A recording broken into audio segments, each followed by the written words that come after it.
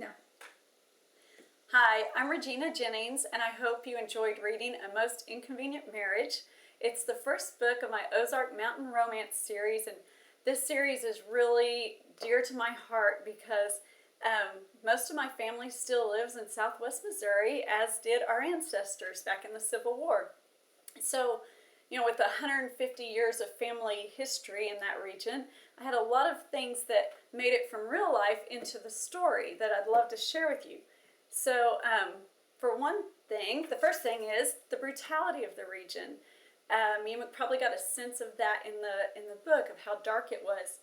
That was not exaggerated at all. In 1863, my great-great-great-grandpa, William Mosley, was shot and killed by bushwhackers while he was just out working his field in Wright County, Missouri.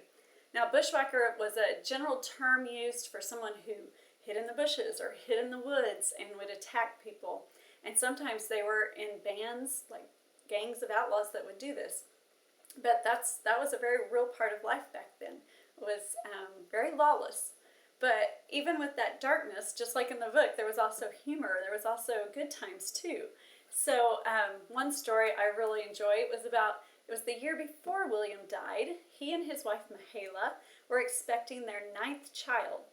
Now, I don't know if Mahala was worried about this birth, or maybe she just ran out of names because she'd already named 8 other children. But she said that whoever helped with the delivery of this child, she would name the baby after them. So on April 21st, 1862, my great-great-grandma was born, and her name was Laura Melissa Alice Mahala Louisa Jane Mosley.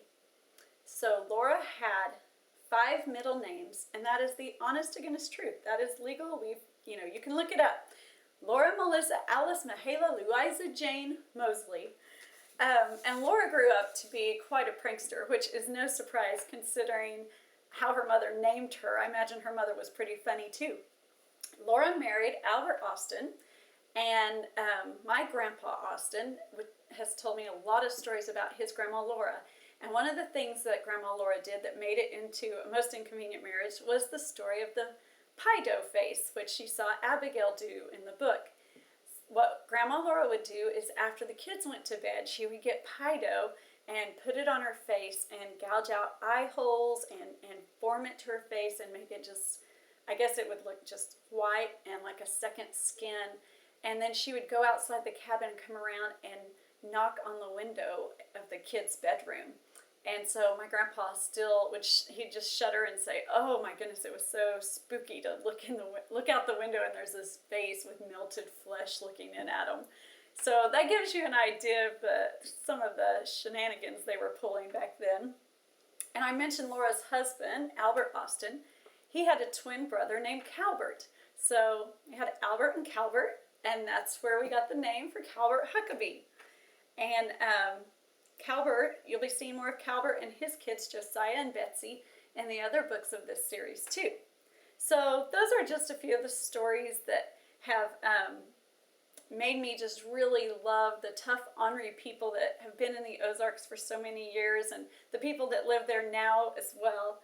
So the next book in the Ozark Mountain Romance series is called At Love's Bidding, and it's about a Boston girl and a auctioneer. So you can tell we're going to have a lot of fun with that couple back in the Ozarks. So anyway, I just wanted to thank you for spending this time with me. Thank you for reading my books. If you are interested in knowing what I'm working on now, or you'd like to get in touch with me, you can find me at www.reginajennings.com or on Facebook. I love to hear from you, and thank you, and God bless.